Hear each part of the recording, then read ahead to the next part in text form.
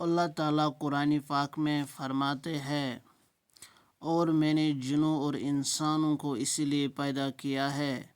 کہ میری عبادت کریں۔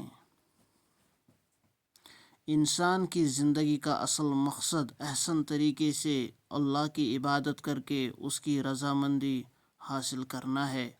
اور اس کے ساتھ ساتھ اسے آزمایا بھی جائے گا، تو اس کے لیے یہ بھی ضروری ہے کہ یہ انسان دنیا میں رہ کر زندگی گزارے، اور یہ زندگی گزارنے کے لیے اسے اللہ کی طرف سے تعلیمات دی گئی ہیں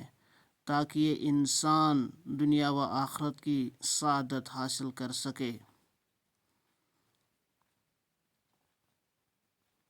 مقصد حیات اللہ کی عبادت سے اس کی رضامندی، آزمائشوں سے گزرنا، دنیا میں زندگی گزارنا، اس کے لیے